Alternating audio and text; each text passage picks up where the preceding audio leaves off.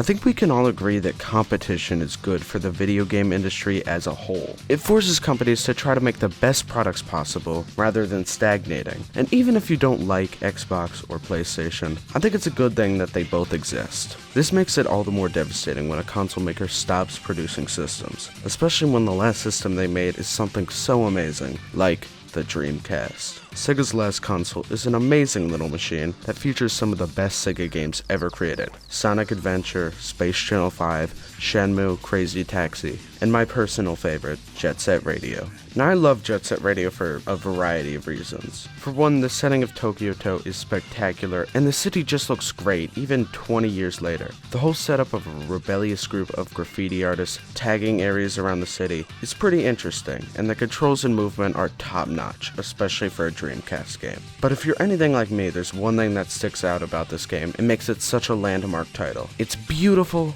cel-shaded art style. For those of you who don't know, cel shading is a rendering method that uses outlines to make characters and environments look more cartoony as opposed to realistic. By using less complex shading and a particular texture design, it's possible to achieve a 2D style with 3D models. Cel shading was actually pretty common during the Dreamcast PS2 era, with games like Wind Waker, Sly Cooper, and obviously Jet Set Radio. Now, apart from being a distinct art style, you may have also noticed that these games look amazing, being titles that are almost 20 years old. Even comparing these graphics to games from that generation like Halo, it's leaps and bounds ahead in terms of overall visual fidelity. I mean, I'm not saying Jet Set Radio is more detailed or is more realistic. I mean, many textures are low detail and kind of pixelated, but the overall style and artistic direction is so good that the game still looks spectacular now. But apart from the timeless nature of the cel-shaded look, I think that it's just the perfect fit for this game. For one, it sort of emulates the graffiti style, but even from a more thematic standpoint, it still serves to make the game feel rebellious and upbeat. It feels like you're watching Cartoon Network in 2001 while you listen to Green Day on your CD player.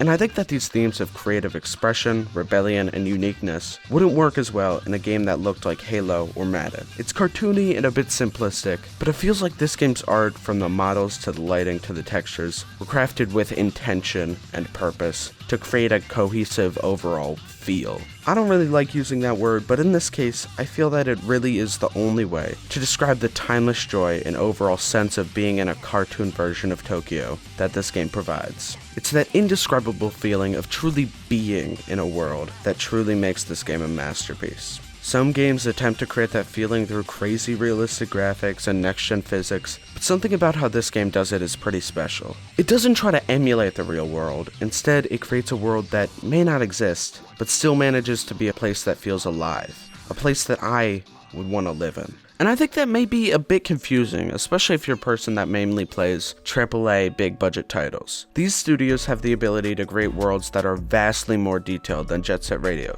and I completely agree. For example, GTA 5, which is super detailed and littered with thousands of Easter eggs and bits of personality. Jet Set Radio may not look too dated, but does it and its cel-shaded art style really have a place in the current video game landscape? I would argue yes, and it's not really for any particular reason. Sure, it's a great tool to create fun and wacky worlds, but in recent years, more worlds, especially in more open games, have been based off real-life cities. I mean, so is the world in Jet Set Radio, but the fact that they had to take so many creative liberties transformed the world into something else entirely. This art style also has such a distinct, childlike, and just kinda happy look to it. Games like Wind Waker, which I've mentioned twice in this video, are legendary for their beautiful and cartoony aesthetic. And more recent titles like those Dragon Ball Z games have looked almost shockingly similar to an actual hand-drawn cartoon. There's so much range and so much potential to create beautiful things using cel shading, but no game makes use of the potential as much as Jet Set Radio. Everything from the world, to the characters, to the collectibles, to the UI, feels not only complemented, but elevated by the cel-shaded art style. This game will forever stand not only as a swan song to Rebellion, but also to the art of cel shading. Maybe it's not the perfect use or the most artistic, but this game made me feel something that many games don't. That sense of wonder and joy and awe of how a game this good could possibly be made. Maybe it's dumb to make analysis of this game that holds this indescribable sense of quality in my eyes. I surely haven't proven to be exceptionally good at this game, and many elements in the PC port have been been quite annoying, but I just can't stop myself from having a stupid ass smile on my face every time I boot up this game. The game just looks so nice that I get sucked into the world. A world of rebellion and authority and color that's absolutely filled to the brim with style. This game and its beautiful cel shading doesn't make me feel like I am in Tokyo Toe. But unlike so many other video game worlds, I kinda wish I could be. Hey, I pop a perk, it give me more stamina. I hit that net like an animal. She had that dick like a snack. Hand him, go get some racks, what you better do. LeBron on your head for a banner too. Come here, I know he a handle. The nigga I cancel. You will get less like a bitch. Hey, look, little thot, I am not stressing you. Give me your face, I don't want the rest of you. Give me the top, I bop. Got guap on my sketch. We like